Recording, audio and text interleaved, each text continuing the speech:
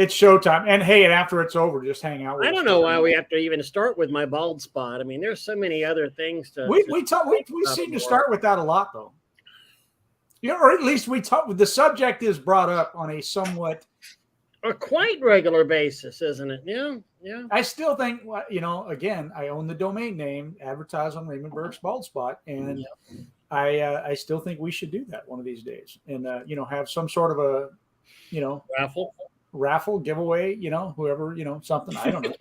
And then Ray's got to show up on the weekly with, whatever it is. With whatever it is on the back of it, yeah. Yeah. So you get more money for the front and less money for the back? Well, eventually, if it keeps going, it's eventually just going to go all the way here. So. And then maybe a little logo right here, I was burning a trash bag. All right. Hey, the first comment is I win the best hair this week. Best hair, yeah. Always. We were just talking about how it's not all that great, But I had a brush pile about 6 foot high, 12 feet across. And I ran the tractor into that yesterday when I was burning it.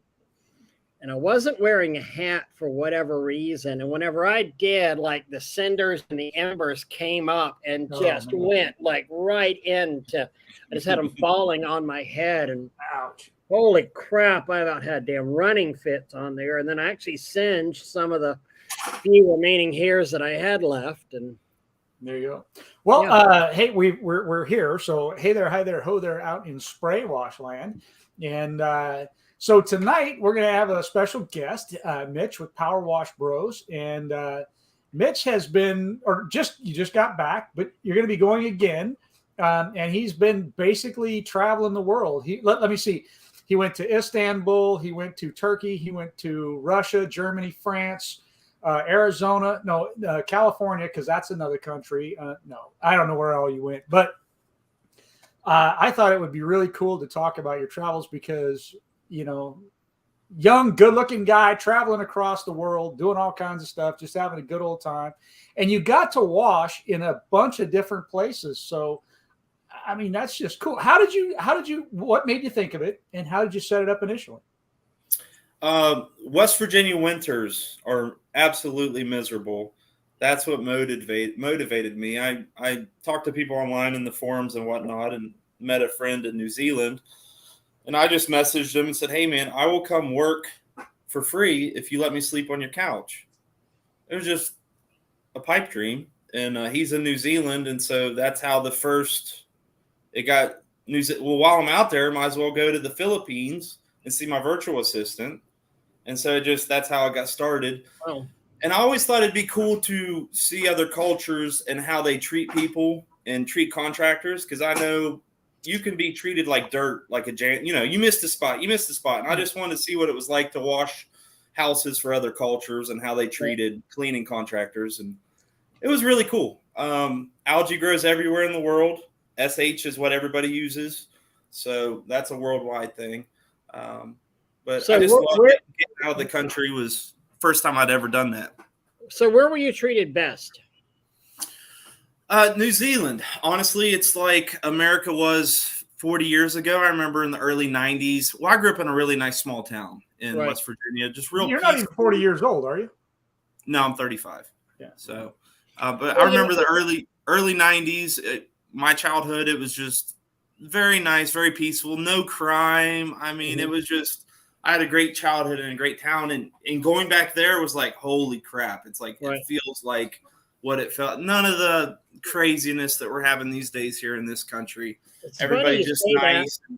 Because Nick Hopkins from Soft Wash Australia, where I'm going next. Tanya and I are going next month, but Nick came over to work with me about 8 years ago, and we talked, pretty frequently on Messenger. And he said, really right now, Gold Coast and Australia, and I'm assuming New Zealand as well. But you and I haven't spoken about this, but he said, yeah, Australia is like the United States was 20 or 30 years ago right now. So it was amazing. Everything's slower. It's just, everything's twice as expensive in New Zealand. Right. But it's a very socialist country. They took all their guns years ago. The cops don't even have guns. The cops guns are in their trunks. Right. So I don't know. It's just mind blowing. The cop runs after you and says, "Stop!" or I'll yell, "Stop!" again. Yeah, yeah. But to get back to the washing, it's a hassle for everybody to try and clean their homes everywhere you go. So it's really cool to. It's the southern hemisphere, obviously. So when it's you get 4 hours of sunlight here, it's horrible. To get on a plane, it's a long plane ride, 15 hours. Oh, and we landed in a Category 3 hurricane. Nice. Oh wow, that was nice. The pilot got on. We were like 10 hours away. He's like, guys, it changed. It's going to be heading right towards Auckland. We hope we can make it. If not, we'll do circles in the sky above it until something happens. He scared us all to death. We were all ironically from Florida. I know this, Florida hurricanes are actually relatively low as far as their weather. I can see it below us. Yeah. All these you can see the things swirling there. Yeah. Not like a tornado, but you see just nothing but clouds as far as you can see, and everything's moving real fast. Wow. Thank God we got in there. They shut the airport down completely 5 hours after we landed. Wow. So we landed right in between two rain bands, like arms of the hurricane. It was a sunny day when we landed. I couldn't believe it. So, wow. But New Zealand's a trip I highly recommend if anybody gets a chance to go. If you buy plane tickets 4 or 5 weeks in advance, it's relatively inexpensive, especially if you get the miserable flights where it's in the middle of the night and you got to go 15 hours in one stretch. So, but they're brand new, like 787 Dreamliner, high-tech airplanes. So it's pretty cool. Then I went to the Philippines, and I expected to wash a lot there, but nobody washes in the Philippines. It's such a culture shock to go from. Well, first, let me backtrack. First, I went to Atlanta, Georgia for a week. I got hired to do an apartment complex. There's bullet holes in the siding, and so to deal with that, and that literally. To deal with that and that low-income housing in Atlanta, to deal with that and that culture, to get on a plane to go to New Zealand and deal with that culture, and then to get on a plane a month later and go to the Philippines for a month, that was amazing. They're just so different. Nobody washes in Philippines. So you didn't wash there at all? I didn't hardly wash there at all. I had 2 guys lined up. I was going to go wash a church. And I was literally begging people to let me come wash stuff. You just have to go there to understand it. But it's third world country. They just don't do anything. They're behind, way behind. Mm-hmm. So, but no, I had a guy I was going to clean a church with. I'm like, yeah, man, I'll come up there as soon as I can. Well, he was on I thought he was near Manila. Come to find out, he was on some island, like 3-hour flight, and it didn't work out. So, the Philippines are not a small country whenever you start looking at the geography of it. 6,000 islands, if I recall. Mm-hmm. It's gorgeous. I was in a 5-star resort on the beach, private. I was hungover. I was sitting on a beach chair, and I look over it, and I see this girl walk by, and I'm like, dude, I've never seen anyone like this. They were Italian models that they fly around the world to do a beach shoot right where I was laying. So it was one of the most beautiful places in the world, and it was $115 a night, and that included a buffet breakfast. Wow. So yeah, like a haircut there is $1 American. So it's extremely affordable. Land there is very cheap. I'm wanting to get a farm on a hillside there in the Philippines, believe it or not. Oh, that'd be cool. Yeah, to go there in the wintertime. So I have a virtual assistant I met online about 1.5 years ago. Her name is Erica. And I hired her as a VA to help me run my business. That's been working out pretty good. You got to train them a lot, but it's better than dealing with someone in-house if you can't afford them, or that has gone. I had a girl in-house, and she stole my DSLR camera. She took my laptop. She took all the things after I fired her, and she told the cops it was a gift, and I had to go, and it's just people suck. You know how that goes. Oh, yeah. But I went. There is no punishment for crimes here in the United States anymore. Oh, I was furious. I gave them, they say they'll take down the serial number of the items, and if they come up at a pawn shop, they'll arrest them, but they don't do anything. Right. No, really don't. So, but me and Erica hit it off, so we hung out the whole time, so that was great. I got to drink a lot of Red Horse beer. That's their native Philippine beer. It's like 9%. Mm-hmm. But so just a big party. Philippines is just as an American, you can walk down the street to Manila like this that you're not supposed to go down. All the guys will be out drinking whiskey at night, and I would just go from house to house drinking whiskey with them and talking because they wanted to talk to an American because they'd never seen a white guy come down the street before. Oh, wow. Yeah, I got a lot of cool stories about. They're the friendliest people on earth. The Philippines are. It's an amazing culture. So. Interesting. Yeah, that was my trip. Then I came back here and started working my butt off here starting in April. And you're getting ready to go someplace else. Yes. So Erica wants to go to South America. I've always wanted to go to South America. I want this to be a thing. I want to be the guy that goes around the world and tries to hit as many countries as I can pressure washing. I'll do it for free. I'm just looking for someone. I've learned that you need to meet a local and make friends with them. If you're going to try, you need to have someone you can trust before you go there. I'm not just going to go to some country and, not know anybody. Right.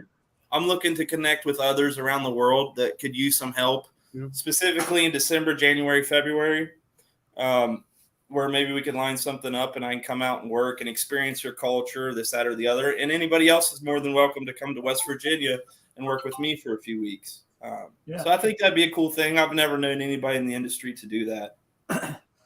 I had somebody come out of I can't remember where it was. This has been several years back, and that was actually a bit of a nightmare. Having him come down here and work with me and my guys for a little bit, because I had done that same thing. I was kind of doing a quote unquote internship paid. I was have him come live down here, learn, and grow with us for a little while because I needed the extra employees anyhow. And somebody that was, wanting to learn and wash and all that. And I think he only washed with us for a day. I think that's what it was. And I was just like, you know what? This ain't going to work out. I don't know. I don't even remember what the deal is anymore. But he had also, when he came in, he had some very negative things to say about a very good, strong person in this industry. And that didn't sit well with me because I know the person that he was talking to on a personal basis, and I know that it's just not true. And so, you're right. Sometimes having somebody over, I don't know where this is like squirreling off in a different direction, but just some people just really suck. That's it. Yeah, man, you got to have the right personality and be super down to earth. And I don't know, it's probably 9 out of 10 people couldn't do this, but it's just my personality to where I can get along with people. And I'm a hard worker, man. I grew up on a farm. I know how to work my butt off. So well, and it's great. I mean, at the age you're at right now, before you have a lot of familial commitments and things like that. I mean, and you're the youngin that paid off your house, paid off your car. You're a amazing true testament, to the youth of America. And I know you don't think of yourself as a youth, but compared to old farts like Doug and I, you're a youth, so. No, I get it. And I pride myself on trying to be a role model for people my age. Yep. Started from nothing, quit school. It was bad. It was rough. A lot of drinking. So to come out of that hellhole, I love washing. I found something that I really enjoy doing. You're passionate. I don't mind going out and washing. I love seeing customers. I washed the lady's house today, personally, me, and I hadn't seen her in like 6 years. And it's like I see family again. So right. My customers are like my family, honest to God. So it's cool for me to go back and hang out with them. And I had a thought today when I was washing. It's like it stops time for me because when I go back to that house, I can remember exactly like where I was in my life the last time I washed it. Even thoughts that I had that day, even if it was 4 or 5 years it's been since I've been to that house. It's like I get a flood of memories back from that day I washed it last time. That's awesome. Isn't that cool? It's funny you say that, but I think of like big events in my life as to relate them to washing projects as well. I know exactly what you mean. I mean, I can sit there and think, well, yeah, I had this truck, this is whenever I got that truck and I had this truck on this job, or I had, honestly, I was using a Flint and Walling booster pump on whenever I washed that. I mean, it's funny. You think of things like that, but yeah, I agree. I totally. When you drive by certain jobs, you just look at them and it brings up a flood of different things. And then you think about it. And Jeremy can be breaks very up. interesting at times too, especially, I often think about the very first time, I watch my trucks roll out the shop without me, kind of a thing, and, stuff like Yeah. that. So. I'm right there. I'm getting off. I stepped off the trucks before, and I was off of them for 6-7 months, and that was that COVID year? It all went to shit right there for a while, and then I realized I was paying way too much in payroll, and I dropped a number of guys down, and I got back on the truck, and so. But now I got it set up correctly. Praise the ResponsiBid. I love ResponsiBid. It has helped me out so much in my little business. And so I got the foundation now to where I can really grow this thing and step back and Michael J saying that's a flashback when you get to our age. That's true though. What Jeremy's saying, you're always welcome to come to Alabama and wash. It's like a different country. I'd love to. I've been to Florida. I've been all over Florida. I was the guy in 2018 that solely lived off of home advisor leads, living out of my truck, going from bar to bar. I hit every Hooters in Florida while I was down there. But I survived in Florida because I had to. I had a bunch of bills. I had just hit a deer with my truck, and the transmission blew up on me coming home late one night. And so I had my back up against the wall, and I literally took my pressure washing truck to Florida and didn't know a soul. I knew one guy from high school that was down there, and I just started using home advisor. I hate home advisor, but the power wash store has introduced me, having the power wash store now. I was surprised at how many people stopped in on their way. Like this would have been, December and January, and saying, yeah, we're coming to Florida for a couple of months, and we're from Kentucky or Alabama or, New York. And they would swing in and say hello and get, some extra hose and stuff. And saying, hey, where's it? Literally not even necessarily having a plan of where to go, but they just knew they were bringing their rig down to Florida to come wash. And that at least they could be washing. And I explained to them, hey, we still got a little bit of cold in Tallahassee. So usually, we'd had them on, for a little further south. But, it's something people do. You can be transient in this business if you're not doing a bunch of commercial accounts, if you're mainly residential, and hit the road and go, explore and kind of go crazy. I think that kind of also separates the men from the boys a little bit. When you look at it, you say, my back's against the wall, and what am I going to do? Right. Because so many people, when their back's against the wall, what do? They look to others for help. They try to, it's when you dig deep inside yourself and you start just pulling things out of the hat, and you start making things happen. And, you find out what you're really made of and what your grit is really about. And it can totally change you as a person. And you can develop and just grow from there. Where, for me, the people that sit back and when you talk to people and they sit there and they say, yeah, man, I got nothing I can do. It's all done. And you're like, man, get off your butt. That's all you got to do. Right. You can make something happen. You just got to make it happen. Yeah. I mean, it may not be what you're used to. It may not be what you want, but you can damn well make something happen there, Yeah. I'll never forget, I had 250 gallons of frozen water in my truck because I got lazy and didn't winterize it right. And the forecast wasn't even close to right. It got way colder than it was supposed to. And I literally had 250 gallons ice cube in my, it took 4 days before I got down there. I couldn't work for 4 days because the ice was melting. I couldn't figure out how to unthaw 250 gallons of water. I mean, a giant ice cube. I mean, a damn iceberg in the back of my truck. So I've been through the ringer, I tell you. That's funny. Well, I mean, at least you didn't have it sloshing around on the drive down. Yeah. There was one giant baffle. Yeah. That is so funny. I just wanted to say Florida is booming. So the economic opportunities in Florida, specifically like Tampa and Clearwater, I went down there and I was able to find work no problem, and it's booming. Florida, because all these other, I don't want to get political, but all these other states are running people out, and Florida's still got their shit together as far as states goes. as far as I mean, through concerned. COVID, but wait a minute. We hear that in Florida you can't get a job because it's saturated. How did you work? I don't believe that. I think if you go down, you have a good work ethic. It's what an older guy told me. He said, if you just go out and work, it's there. It's there if you. And I always remembered him telling me that. If you just go out and work your butt, it's there. It's there. You don't have to go. It's there if you just go and get it. I don't know how to say it any better.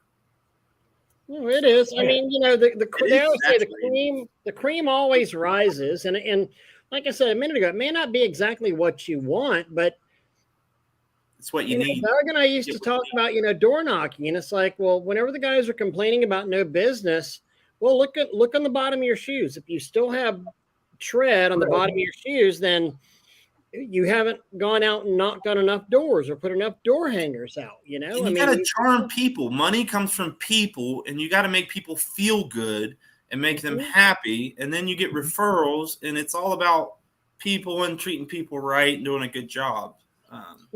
And building relationships is what that's all. Everything that you've been talking about is something that we always talk about. Building relationships. You say that when you have a client, they become kind of like family to you. You sit and you chat with them. It's not just about showing up, getting the job done, getting your check, and getting out to the next job. Right? 100%.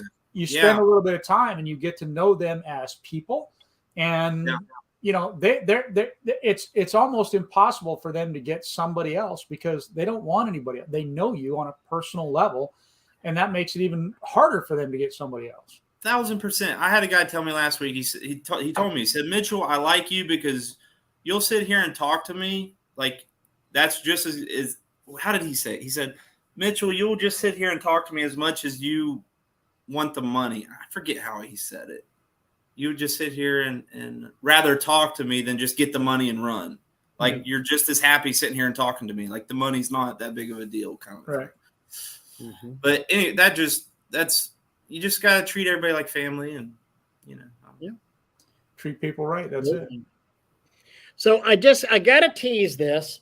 I can't let it go without at least teasing it a little bit. But so whenever you traveled, I've seen a device, and I know you're working on something. You basically probably have something made to where you could travel and not even carry equipment, right? Yeah, except TSA is going to stop you at every X-ray and pull you aside and check everything that you have because they think you're bringing 3D gun parts on the plane. Well, that was a nightmare. I'm like, guys, I'm a professional. I just had to take that tease out there. But I mean, I was just sitting there thinking, like, yeah, man, you could go to the Philippines and wash something literally with something in your carry-on. And true story, Paul and I were, oh goodness, there it is. That's the old version. That's the old version. Here's one of the new ones. Wow. So my dad fell 26 foot off of an extension ladder, shattered his pelvis in half. He was out on our farm, middle of nowhere. He's a doctor too, by the way. He's a family practitioner, DO. So his pelvis was shattered in two, and he had to crawl himself 50 yards to a four-wheeler, pull himself – his arm was shattered too – pull himself up on a four-wheeler, and anyways, he pretty much died. They gave him more blood than they had ever given anybody in the intensive care unit, is what he told me. And so I'm coming out with nozzles where homeowners can clean without using ladders. Or shooter nozzles to help them learn how to soft wash.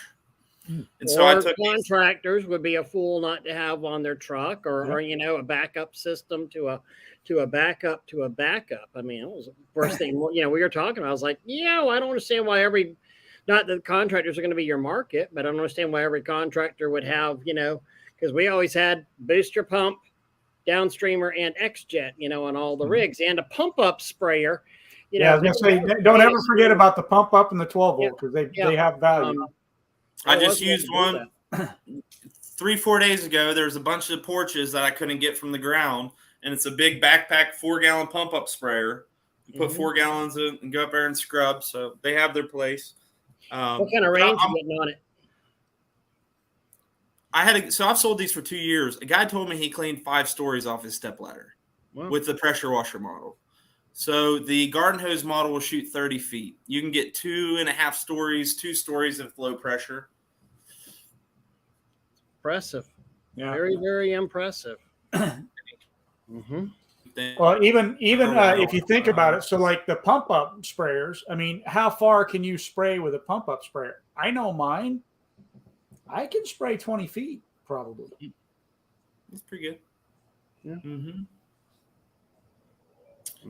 So this is patent pending stuff. I've gone to West Virginia University. I went to their entrepreneurship program. They helped me a little bit, but Marshall University really took me under their wing. They gave me grant money. They paid for all my patent attorney stuff. They paid for all the 3D printing. They paid for the engineering drawings. They really helped me out with getting this product out. We got those were working prototypes that you saw. They're tested. They work great. And so we're getting ready to start manufacturing these. And the exciting news is, I didn't know it, but they have a injection mold machine at the university.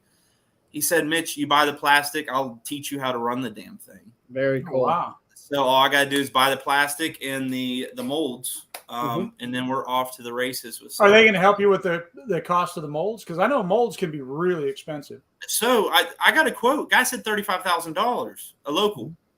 And I guess he's used to dealing with oil and gas companies around here that are billionaires. So I figured out exactly what mold I needed for that machine. It's $4,000, the mold, but it's not machined. So I got to call around in Michigan, all these guys that machine these molds. And I found some good old boy on the phone. And I said, dude, it's the simplest little thing in the world, because half of it we're machining out of aluminum. A lot of these parts of this are going to be aluminum. But there's one piece that has to be molded. I said, I'm going to send you, what can you do this for me? Help me out. I'm just a kid trying to make them. He came back, I think it was like $4,000 to machine it if I get him the mold. So for under $10,000, I can get the mold. Wow. That's made. Awesome. Very cool. So that's coming up. I'll be right back. Week. Yeah, that's awesome, because when you look at some of that stuff, I know I've had some inventions that, I look at the molding costs on them. And, sometimes you get a quote and it's $50,000, $60,000 for an injection mold, or, the mold for an injection mold. And then there's also, I can't remember. It depends on how many injection points and all this kind of stuff that they got to do. And you would think, because extremely complicated. I had a very small thing I wanted, and they're like, dude, that costs even more. And I'm like, why? And they're like, because in order to make that, we have to inject it under such high pressure to get it through the little things to do that. And I was like, you never really think about that. So the block has to be super thick to withstand the pressure of the injection that they're doing.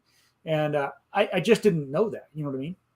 And there's all these materials that they can make the molds out of, and you get different life expectancies out of those different materials.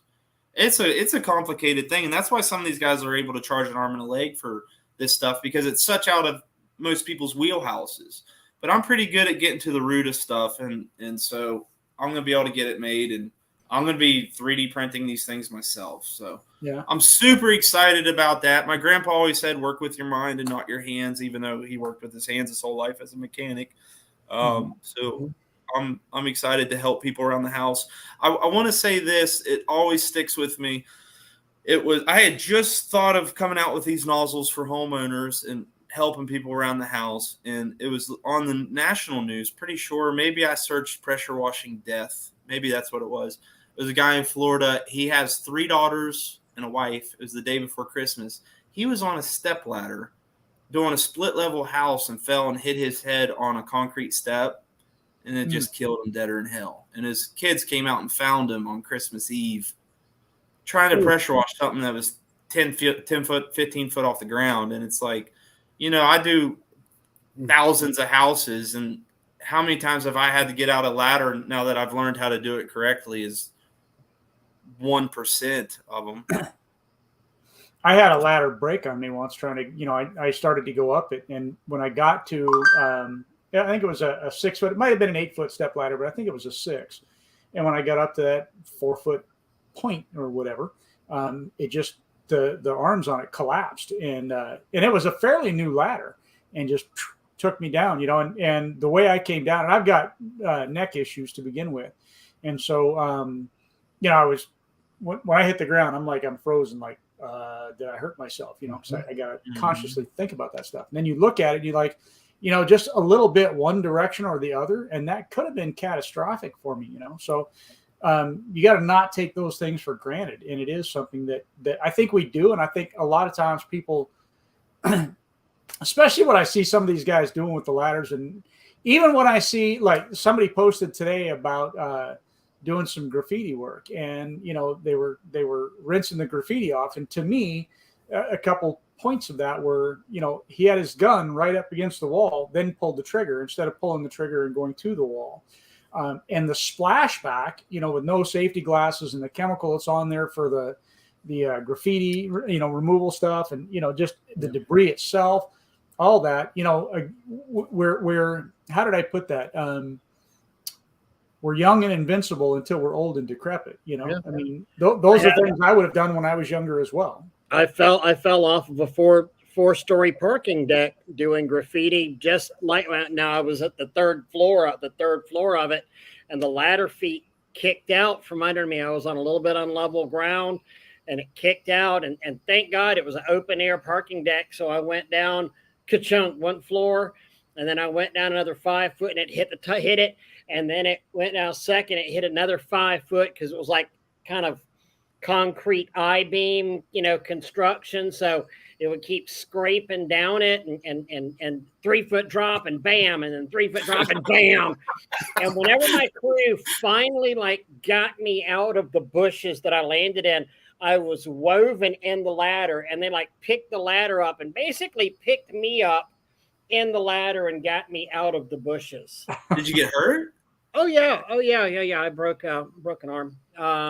It's no fun, man. Last week, guys, I was on just busy. I'm real fast at this now. I've been doing it a decade almost. I can fly through some houses, but there was this damn wooden deck next to a lake, and it didn't look that bad, and I just SH'd it a little bit, and I was going to rinse it off real quick, and I go out to step on it. My feet shot out from under me so hard. It was as bad as black ice. Oh, yeah. I was instantly level in the air like this. My feet shot out so hard. I had enough time to turn around in the air and land on my hands without hitting my back. It was there was a lawsuit. You hit your head on something.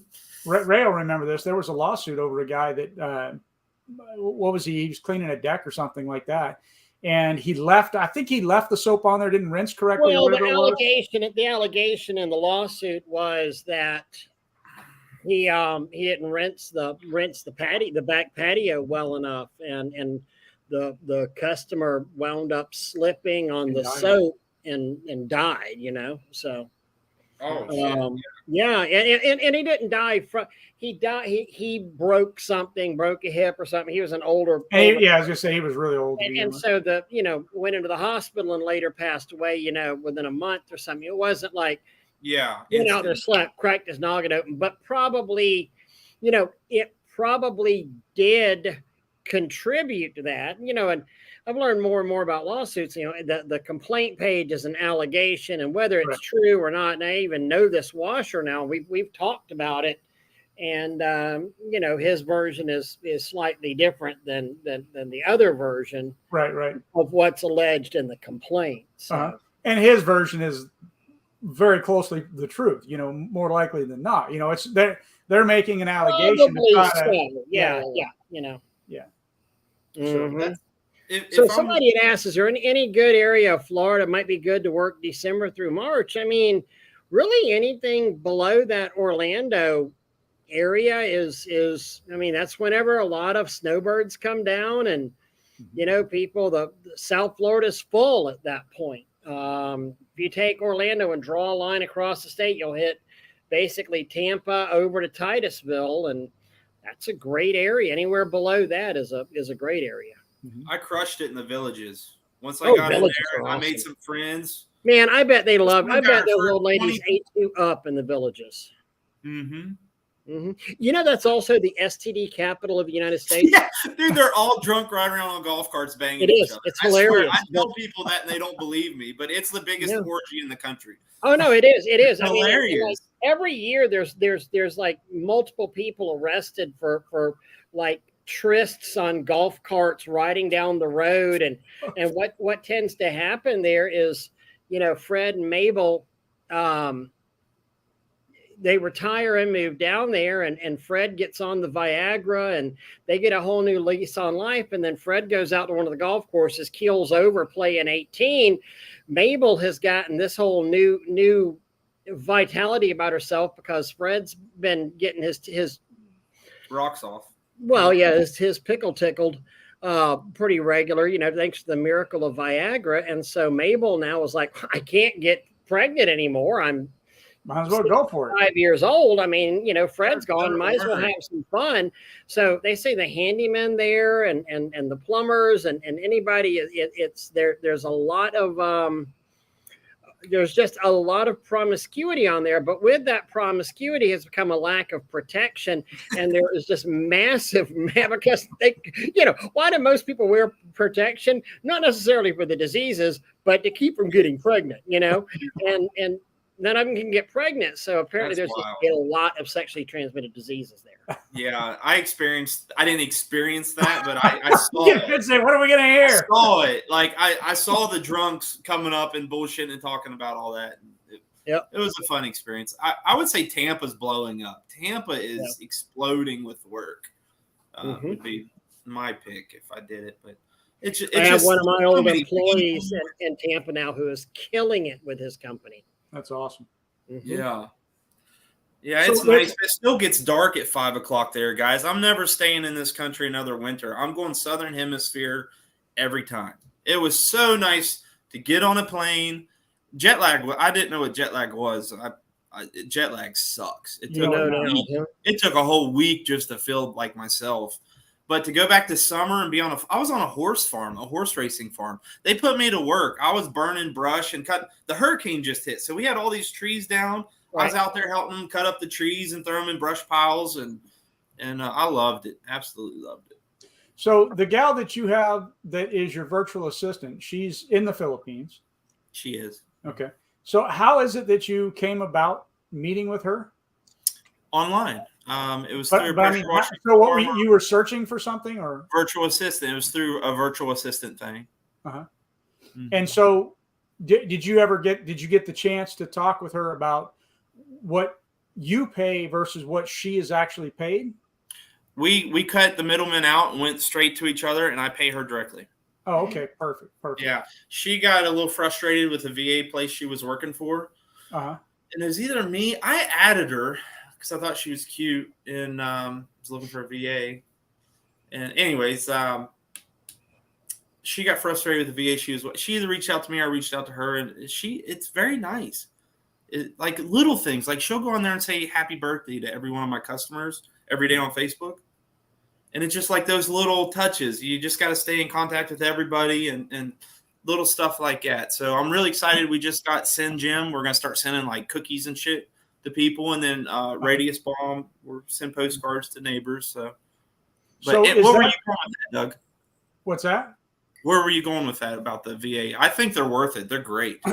No, I do. Yeah. And so so part of my thought process is that, I mean, how much is she making in the real world for the Philippines now?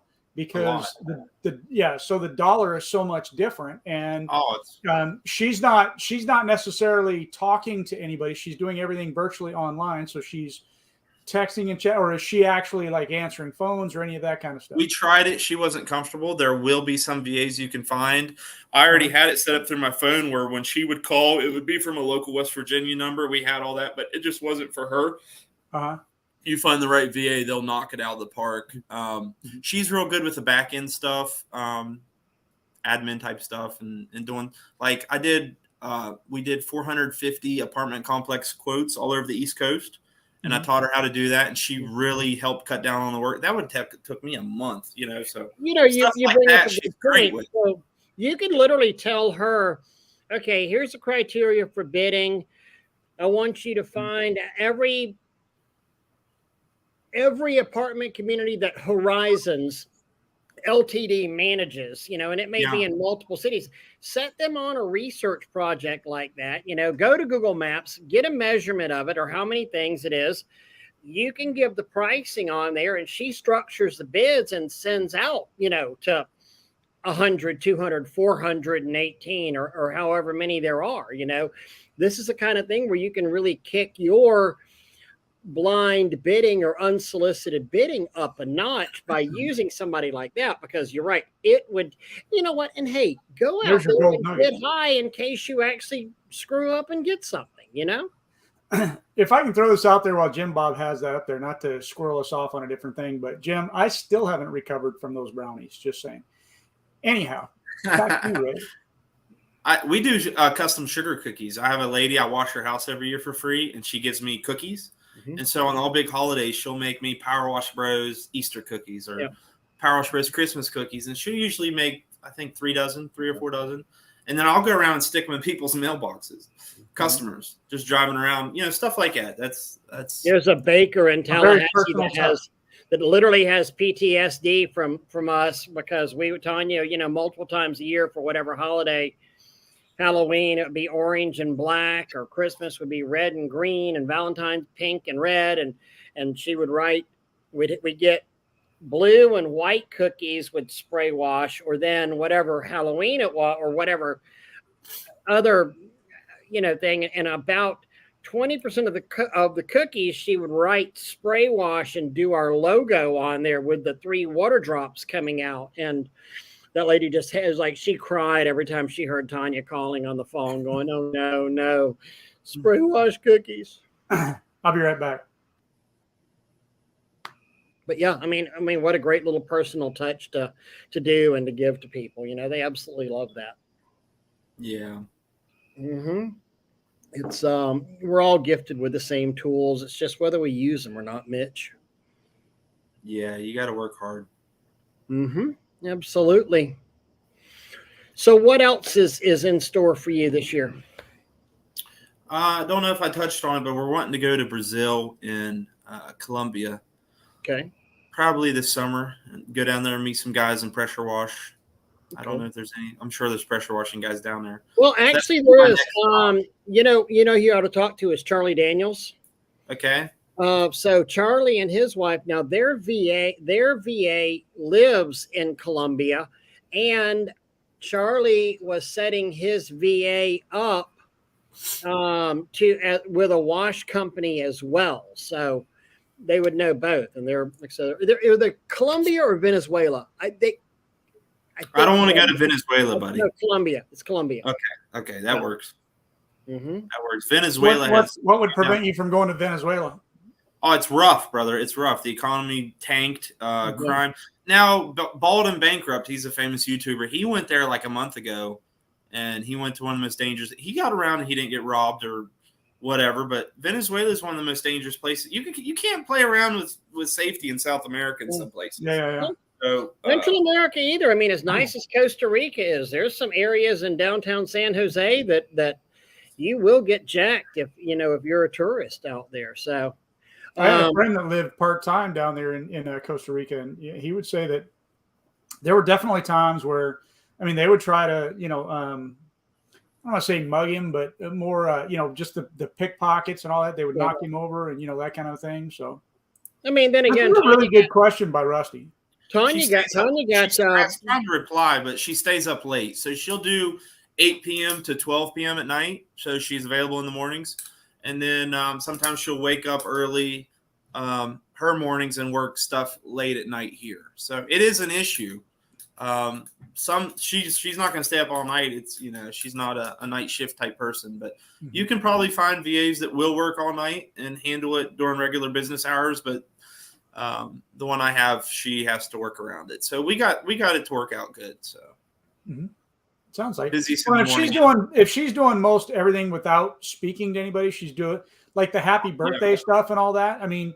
She could do that kind of in the middle of the night. And I think you can't really schedule those, but we're working on automating a lot of stuff and making it easier for her. But it's just nice to have someone to help with the the lake work. So $20 here is $1,000 there, and that's a lot of money. That's a decent amount of money. Right. You can literally say, "Hey, I want to know I need to know the facility managers for all, GSA offices, Government Services Administration on the East Coast. I mean, and put somebody like that on that. And nowadays with Google and Chat GT or whatever the hell it's called. I was messing with that the other day, and I got some really, I looked up grants available to small businesses in West Virginia that are active, and it gave me a list of 20 of them, and it's like, damn, I'm going to apply for every one of these. So that artificial intelligence, or I know it's a fad right now, but there's uses for it for small business owners for stuff just like this. And then you hand the human what that gives you, you know what I mean, or your Google search, and then have them do the actual, because it can't do everything. Mm-hmm. But because so many of us, we get thought on the, if I just sit there and write ideas down, write ideas, and then how many of our ideas never make it past the idea stage? All the time. Because we don't have time to implement the ideas. Yeah. Mm-hmm. My dad's an inventor, so I got the bug from him. He has 4 or 5 patents.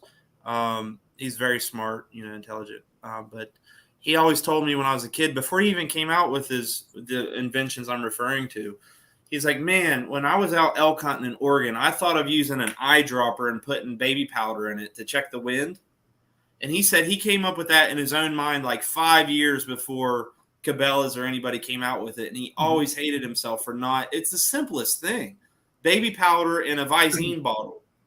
And he always told me that growing up. He's like, if you come up with something you think might be decent, jump all over it and don't give up and just try your best on it, because he regretted that his whole life for not. My very first invention that I thought of was I was snorkeling. And this was as a little kid.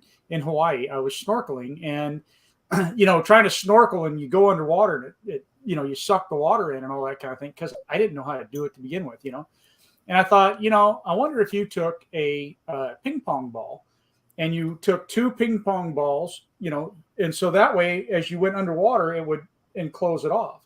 I mean, I didn't know they already had such a thing, but as a little kid, I mean, I thought that was pretty cool. Yeah. Yeah. Never did anything with most of my inventions, but I want to show you guys one thing. I know we're running out of time here. I'm proud of this. This is my first stock certificate, BNNO Inc. It's a company I just formed through WVU Law. It's going to be a business networking group that we're going to start here locally. And it's a nonprofit. I got a nonprofit part of it also, where we give back, and I'm going to be cleaning up things in the community. But everybody that joins our business networking group, part of the deal is that you're going to be required to give community service back through your business. Well, love it. So you cut grass, then you're going to go clean that local cemetery that's overgrown, and you're going to be that's part of our deal of you being in with us. And to get in, you have to pass a background check and drug test and have a 4.5 Google review or higher. But then when we get the cream of the crop of local contractors together, we're not going to bring any of your competitors in. So if you're the grass cutter, we won't let any other grass cutters in. And then we're going to have a mastermind brainstorm of local contractors that are going to get together once a month. It's not going to be like you got to come every week and we're going to kick you out if you don't come. Right. But I want to. It's like philanthropic, but it's also other business owners. So I had to go to the law school and be like, hey, I want to do a nonprofit, but I also want to have a for-profit. And what's all the different? I don't want to get in trouble with the IRS and blah, blah, blah. And so I had a whole damn law school class help me, tell me what I can and cannot do with these two. And we finally got it formed here recently. So, yeah, I want to do that worldwide too. I want to travel the world and meet other business owners, and then maybe they can open up a BNNO chapter in their area and bring other contractors in and home service businesses and help give back to their communities. So I think that'd be really something, like you're saying, very large to that. If it's done correctly, I could see that being very well received. People love it here locally, so I do random acts of cleaning. I'll go clean some eyesore up and not even ask permission because I'm ballsy. But I cleaned up a high school gate, this big stone. It was filthy, and every time I drove by, it just pissed me off because I was like, man, I know that's going to look amazing when I'm done. Yep. One day, I literally just pulled over and cleaned the damn thing and took before and afters. Didn't even ask anybody. And I posted it on our local group. There's 40,000 local. Viral. 2,000 shares. I had the news calling me. I had blah, blah, blah.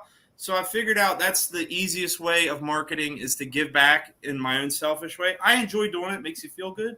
But doing that in a community, it's incredible, and everybody loves it and appreciates it. So I was pretty surprised the turnout that I got for cleaning that old stone gate. But it bugged everybody else too as they drove by, that people that noticed it. So you go out and clean up community eyesores and do stuff that bugs everybody, and so and then it's the way soldiers, the military at our city cemetery, we had, the soldiers, the military area on there had really gotten bad. And I just went out there and started cleaning it. And then all of a sudden I called the city manager or the cemetery manager. I was like, you mind if I start cleaning this? And they're like, well, we don't have any money in the budget. I'm like, no, I'm just cleaning it, and I started posting it, and not even try to take advantage of marketing it, but just thank you for your service. Soldiers, you deserve clean tombstones. And it got to where we would go out there once a year if we were in the area, like kind of quarterly. Every one of those tombstones would get cleaned for a few years out there, and we did it as literally a public service out. It needs to be done. No one's doing it, so it makes you feel good. It makes you feel good. That's how you get out of depression too, by the way, guys. If you start helping others and making other people feel good and helping them, then that's a good way for you to get out of the dumps.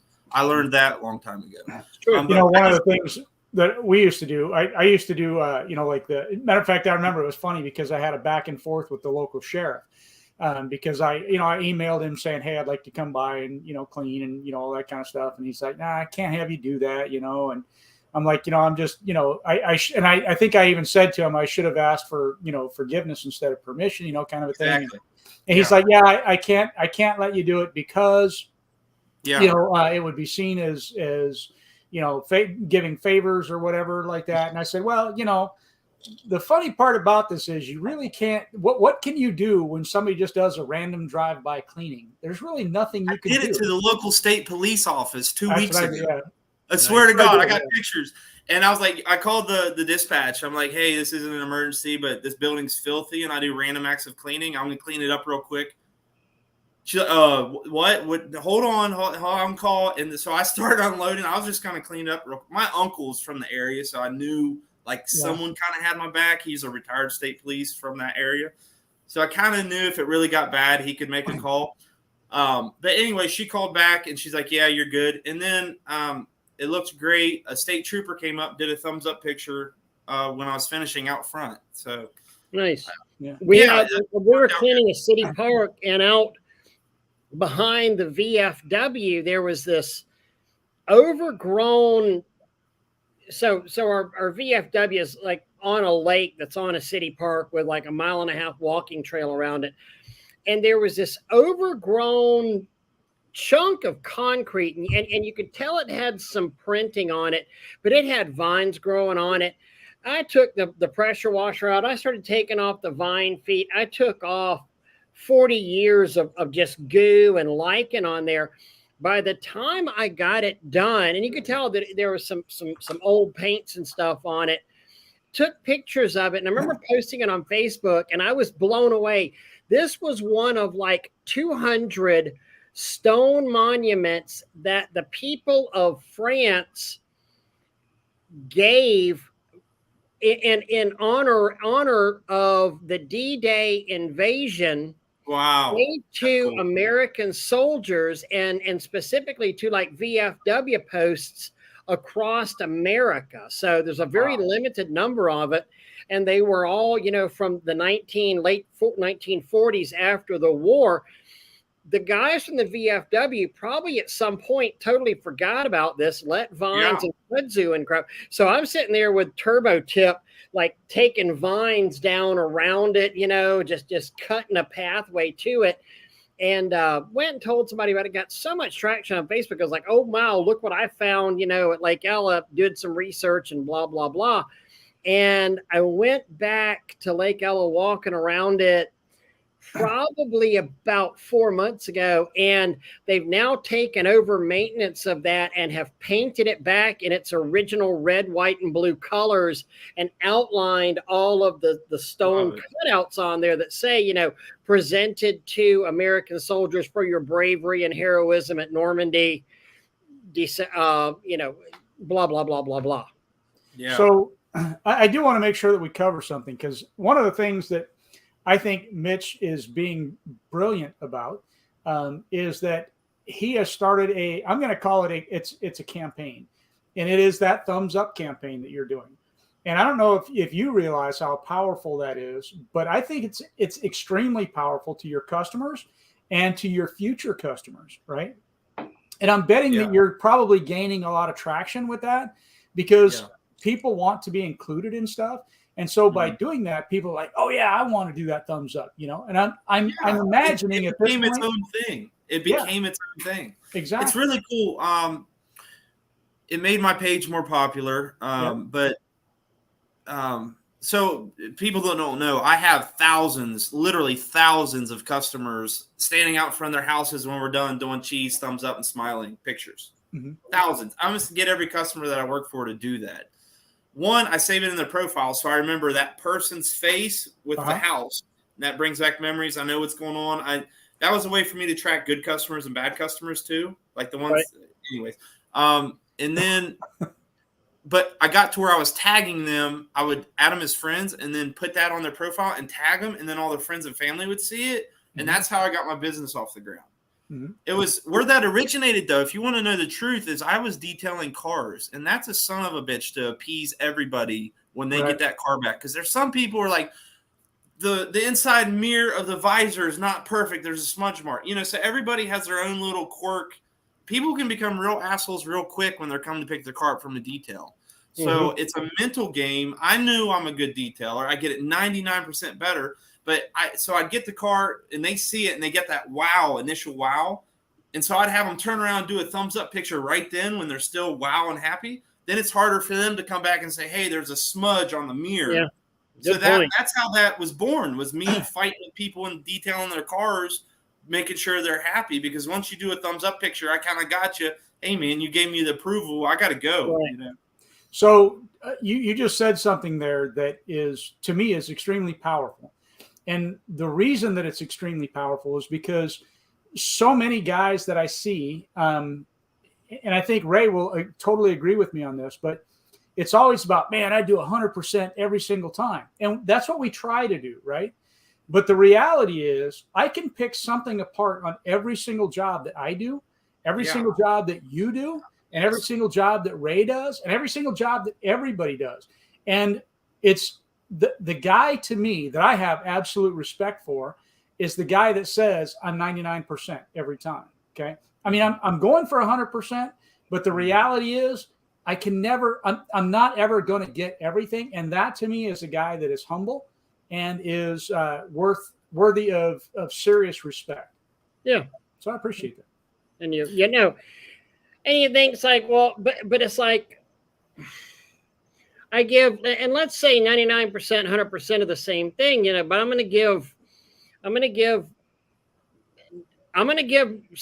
you know, when I go to McDonald's, it's the first thing that jumped in my head. When I go to McDonald's and I buy a Big Mac, I don't expect there to be one beef patty and then 2 pieces of bread and like one of the beef patties is missing, you know. I mean, I really expect, or I don't expect the lettuce not to be on there. I expect the damn thing to be 100%. Or, you know, I can accept the cheese slid over or the pickles over on the side a little bit. But honestly, whenever we're getting hired for somebody for something, let's face it, they deserve 99, 100%. You know, well, I think what he said, though, and correct me if I'm wrong, Mitch, is that, but I mean, he tries to do he gives 100%. Yeah, no, you hit the nail on the head, Doug. You can pick 100%. It's just that it comes out 99. Right. No, I agree. I absolutely agree. But you know, but I think that's the standard, and that's why I'm saying 99, 100%. We should all strive to be in there. But I just think it's funny that you know, a lot of times guys talk about they give 100% like it's, I went over the mile by I went the extra mile by just doing my damn job. I get what you're saying. Yeah. Well, no, you didn't go the extra mile by doing your damn job. Going the extra mile would have been like, the other one of the users said, like, to clean something extra. Going the extra mile would have been cleaning the basketball goal. Oh, I get it. Yeah, the bar is so low with so many contractors in this country. Absolutely. So low. Oh my God. It's ridiculous. Yeah, that's why I shine, because that's not me.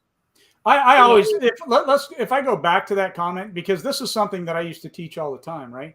It is that, and this is what I used to teach my guys. You clean something on that job that isn't something that they're paying us for, but you always want it to be something they're going to notice. Yeah. If it's not, and you don't tell them that you did it unless it's something that they're not going to notice, right? So clean something for free on every single job that the customer isn't paying for, but they're going to notice. Yes. The only time you say it to them is when they're not going to notice it, because then that way you kind of still get that. Because if you don't say anything, they notice it. The kudos are even much higher. Do you know how many times? I like to brag. I'll be like, the shed was filthy. I went ahead and cleaned it while I was there. I mean, you know how many times I've cleaned free walkways and driveways because it made my before and after pictures look like crap. Yeah. I've sat there and like, snap. Well, this looks like crap because the driveway looks like absolute poo here. Yeah. Or, I mean, there may have been rundowns on the roof. So, well, I'm going to go clean the front of the roof on there. And I used to always tell my guys, and then I get, Doug, just you and I differ on this, because I tell the guys, hey, if it's a small driveway and if it's nasty and if the customer's been decent to you, throw the driveway in if it's going to take you 15 minutes to do, and work. We don't differ on that.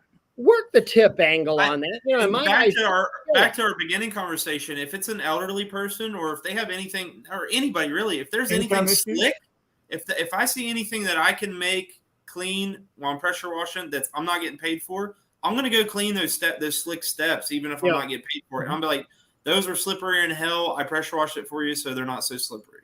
I do that on if there's anything with safety, it's an immediate. I'm doing it. I don't care if I'm getting paid for it, as long as it don't take 2 hours more. That's a big thing I do. Agreed. Well, it's even the same thing that you. So let's even flip flop that into the commercial realm a little bit, right? When you're doing commercial jobs, if you do that thing, especially towards the safety end, or as Ray and I talk about a lot of times, you take and you inform them about problems and issues that they have, even though it might not be something you can fix or do anything about. You're informing them that they have this issue, and especially if it's dealing around safety, all that's doing is building your reputation with them and helping you towards future work. And I used to love to do that kind of stuff for elderly people. Apartment complexes, you can walk around and find shit all day long. So I love doing apartment complexes and becoming real good friends with the manager and letting them know all these little issues that I found.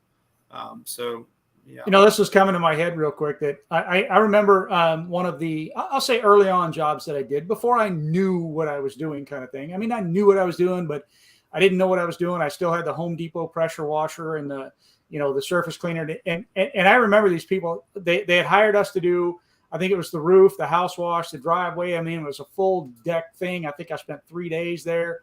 And I remember doing the job. And then the next year they called us back, and obviously I had even learned a lot in that year, upgraded equipment and all that. When I went back, I noticed that their driveway it looked like hell and had all the stripe, the typical stripes and all that kind of stuff. And I even said to him, man, your driveway just looks terrible. And she said, yeah, it looked like that probably about 2 or 3 months after you left. And that's because of the crappy equipment that I was using. Plus, I didn't know, really what I was doing at that time yet. Mm-hmm. And so, to me, it's like, okay, well, first, you could have called me. I'd have come back and taken care of it. But secondly, that's going to get completely redone, and there's no charge for that. That's something that I can't live that way. So all I did was gain a customer for life. Yeah. Mm-hmm. Yeah. Yep. Treat people good. And Google reviews, get thumbs up picture and as many Google reviews as you can. So we're sitting at like 250 5-star. I have a 5-star rating on Google. That's no bullshit. That's all us out here working our ass off. And that has really helped grow. People finally overtook us on the Google reviews. We had a 4.9. We had more Google reviews, than anybody in the world. We work the hell out of them. Sometimes you just got to tell people, hey, you know. Yeah, and automate it. I use Customer Factor, and it sends out as soon as we mark the job completed and invoice paid. It sends out an email asking for a Google review. It's funny how Gene said this. So we know our crews are not always going to give 100% as we would. So I expect 150% of the most important areas of the project. Yes. Nothing worse than getting a call from something left dirty at the front door. Absolutely. Oh my God. Here's a little tip. Go to the door, go to the front door right next to it, and turn around with your back to the door, and then look and see anything you could see. Right. That's the first thing she's going to see when she comes out that door. She sees a bunch of spiders and shit. She's going to be pissed, even though the rest of the house looks brand new. Yeah, did you miss the back of a post? Here's something early on. We used to always go and leave the doormat hanging over like the railing, or leave it in the flower bed, not just flung out, tossed out somewhere, but respectfully placed. But it was because, a lot of doors drain a little bit towards there. There's sometimes a little puddle there. We didn't want to put the mat back in water. And we also wanted people to see how clean that was in there. Well, a consistent negative feedback we used to get was everything looked great, but they left my doormat out.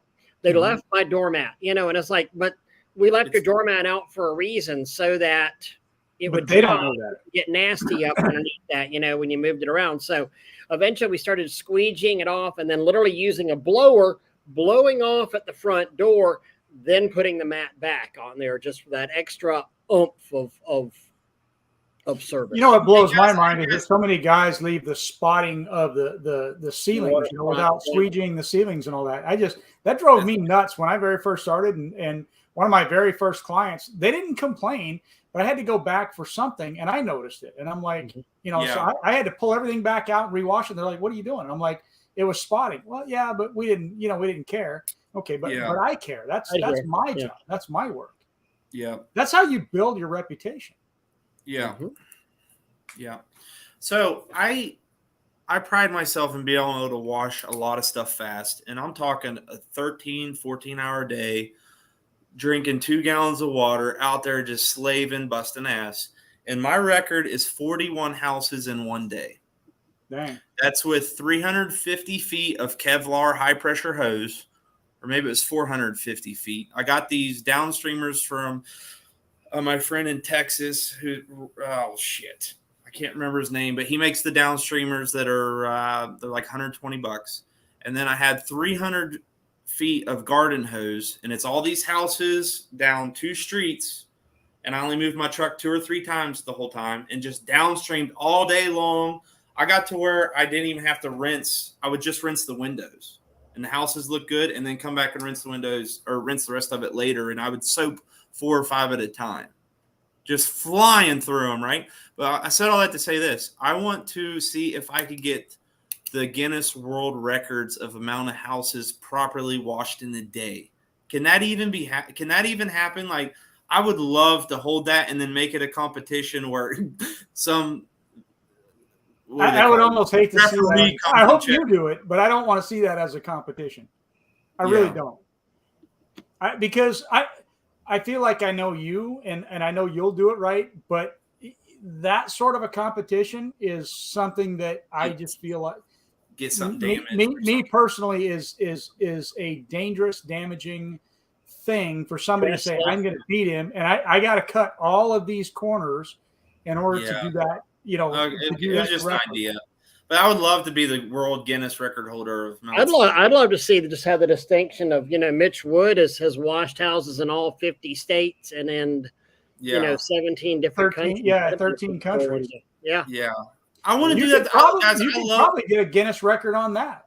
Cleaning the I love washing enough. I love washing enough that I do want to continue to do it. I don't want to have to do it to make a living anymore, but I would love to do it whenever I want to do it. You guys understand. Oh, yeah. Do it in other countries. I could see myself. I miss washing as well. I miss washing, man. Guys, I could see myself doing this, when I'm 80 in Australia or go to the most remote little fucking tribes in Africa or wherever, just go help people clean. It's cleanliness is next to godliness, and that is no understatement. makes people feel better. It makes people happy. It's biblical. Go read the Old Testament. They say wash your hands 4 times, this, that, and the other. So, oh yeah, the old Hebrews were really against the whole cleanliness thing, and they were really not again. I mean, they were all for that. I mean, there were rules on everything. The meat, yeah, the kind of foods you can do, how you can prep your foods. Where they didn't know what germs were. So when they figured out something kind of worked or helped, they wrote that shit down. Yeah.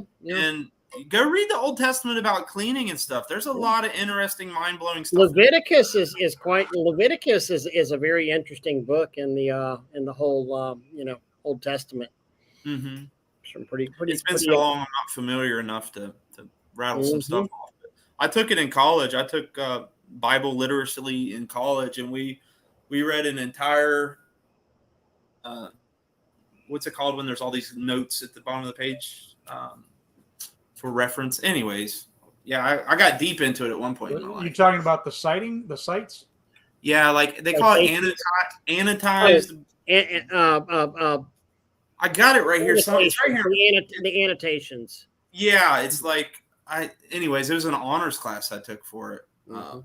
It's right here in front of me. So anyways, that was interesting. But yeah, so I'm full throttle, 1,000 miles an hour every day. That's awesome, man. Growing, delegating. Finally, I know what I'm doing now. I've made a lot of mistakes, but I see the future and I see a path forward and get to delegate more and more.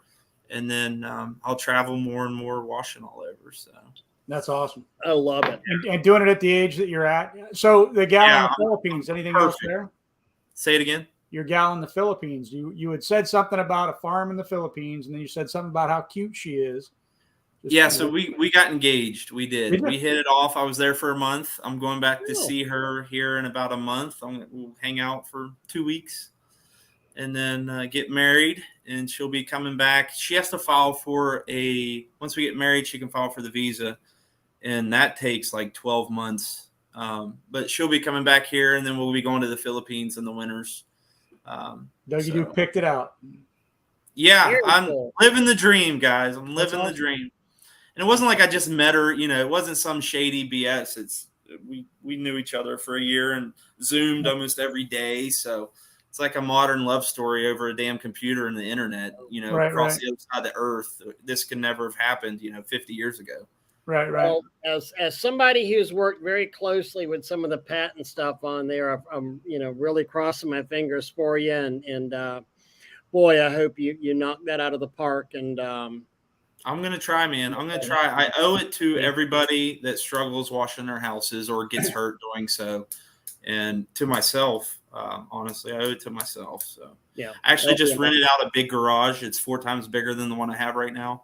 An old friend of mine called me and said, hey, I'm going to give you a smoking deal on this. And here in a couple of years, you can rent to own it. I kind of want to wash my hands and be done with it. So just got this great big garage, only 8 miles from my house.